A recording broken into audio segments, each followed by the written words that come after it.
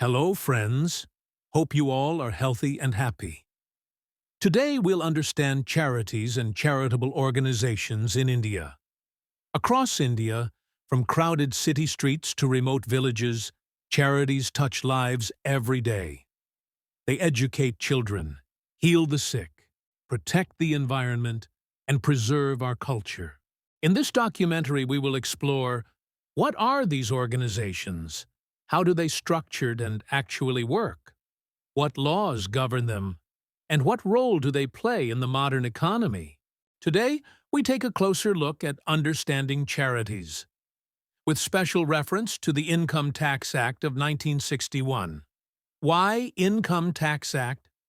Because the Income Tax Act provides exemption on the income earned by the entities who are working for charitable purpose. In India, charity is not new. It has roots in centuries of giving, dan, seva, and philanthropy. But legally, what counts as a charitable purpose? The Income Tax Act, 1961, under Section 215, defines charitable purpose. It includes relief of the poor, education, yoga, medical relief, preservation of the environment, protection of monuments, and advancement of general public utility. In simple terms, a charity must serve the public, not private interests. Whether it's a school for underprivileged children, a hospital in a rural district, or a foundation working for clean water, if it serves the community, it may qualify as a charity. Charities are not just moral institutions, they are legal entities. And the Indian Trust Act, 1882, and Income Tax Act, 1961, lays out how they operate. They can be formed through Charity Commissioner as trusts, through Registrar of Societies as Charitable Society, or through Registrar of Companies as Section 8 Company. Government of India has given them status of legal entity and provide them tax exemption as they hand-in-hand carrying out the work of government as mentioned in Concurrent List 7th Schedule of Constitution of India. Hence, both the central and state governments can legislate on charitable matters.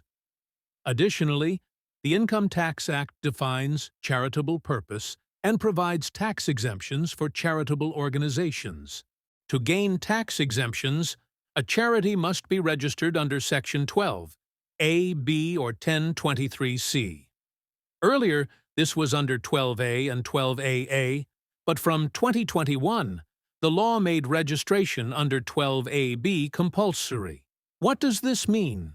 It means the organization's activities are examined and only genuine charities qualify. Once registered, several benefits follow. Under Sections 11 and 12, income applied to charitable purposes in India is exempt from tax, provided at least 85% of income is used for those purposes each year. Donations given specifically as corpus funds, meant for the foundation of the charity, are not taxed as income, and charities may also accumulate up to 15% of their income for future use. For donors, the benefit comes through Section 80G. Contributions to approved charities can be deducted from taxable income. Depending on the institution, this deduction can be 100% or 50%. Thus, the law creates a cycle. Charities gain exemption to carry out their mission, and donors are encouraged to give thanks to tax incentives. So, where does the money come from? Charities receive funds from multiple sources: donations by individuals, grants from governments, philanthropic contributions, and even membership fees. In recent years, corporate social responsibility, or CSR, under the Companies Act, has become a major source.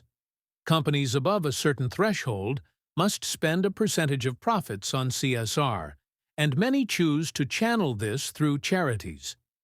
Internationally, charities may also receive foreign funding, but this is strictly regulated under the Foreign Contribution Regulation Act, 2010. Organizations must obtain FCRA registration to legally receive and use foreign donations. With privilege comes responsibility. To maintain trust and legality, charities must comply with a range of requirements. They file annual tax returns through ITR 7. They maintain transparent books of accounts, subject to audit, when income crosses prescribed limits. Their 12 AB registrations are not permanent. They require renewal and review. The aim is to ensure genuine service and prevent misuse of the charitable label for personal or commercial gain. Niti Aayog, a central government organization, maintains NGO Darpan portal for charitable organizations to enroll centrally and thus creates a repository of information. It facilitates entities to obtain a system-generated NGO Darpan unique ID. This ID is mandatory to all entities seeking registration under FCRA, income tax registration, and getting government grants. But the path is not easy. Charities face several challenges. There is often a heavy compliance burden with multiple registrations and filings. Some institutions misuse their status for tax avoidance, leading to greater scrutiny. Funding can be uncertain, with dependence on donors and grants. And at times, there is a trust deficit.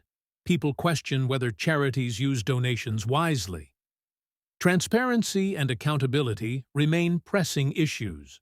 Yet, the future holds promise. Technology now allows digital monitoring and real-time transparency. Philanthropy is becoming impact-driven, measured not just in money spent, but in lives improved.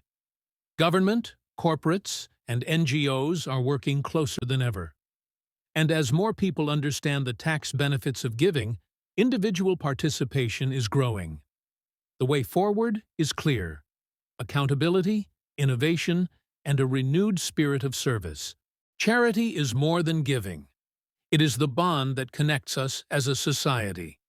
In India, guided by law and strengthened by tradition, charities remain a vital force for change.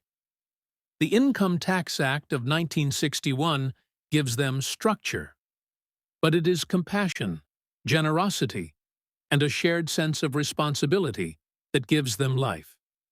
In understanding charities, we understand not just the law, but also the heart of a nation. Thank you.